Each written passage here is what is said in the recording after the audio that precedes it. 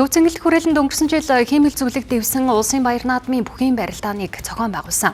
Гэвч хиймэл зүйлэг стандартын шаардлага хангаагүйгээс олон бүх халтарч унах, хүнд бэртэл авах зэрэг ноцтой асуудлууд гарсан.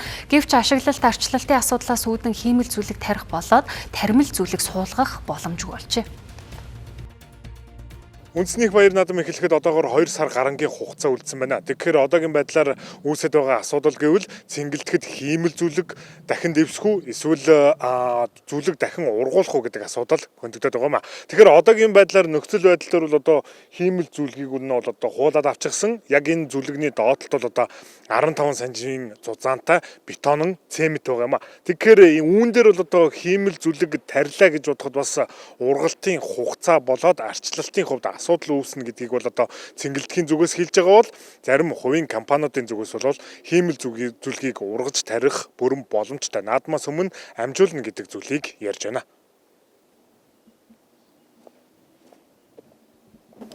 6 сарын 15-наас 7 сарын 1-ний хооронд бол хамж тавьж болох уу гэж ярьж ирсэн л да, асууж ирсэн. Ер нь бол боломжтой.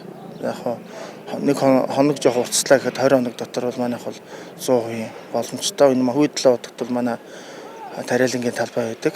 Урд жил тарьсан одоо маш сайн бэхжсэн зүйлгийг энэ жил бол ногоон болгож авчраад дэвсэн гэсэн үг. Манайх бол урд нь бол одоо 5-аас дээш аймагуудын эсттэй нэг бол яг энэ сортоор бол хийж гүйцэтгсэн туршлагатай.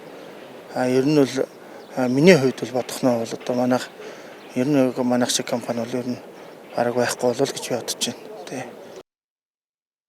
Тухайн таримл зүйлгийн хувьд тоглолтод зохион байгуулалтад тавих хамгаалалтын хэрэгсэлтэй учраас суудгасан зүйлгээ хамгаалах бүрэн боломжтой хэмээн мэдэгдэж байна. Харин таримл зүйлэг суулгах эсэх асуудал дээр төв цэнгэлдэх байгууллагын удирдлагууд дараах хариултыг өглөө.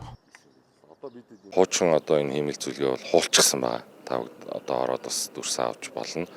Хуулаад тойрсон усны хаялганыхаа шугам хоолойнуудыг сайжруулах ажлуудыг хийж байна. За дээрэс нь одоо энэ доор чинь 15 см зузаан бетон байгаа шүү дээ. Энд чинь бол бараг 9-10 жилийн өмнө тавигдсан одоо хийгдсэн ажил واخгүй. Тэрнээс бас дотроо тэр чинь 2-3 төрөл байгаа.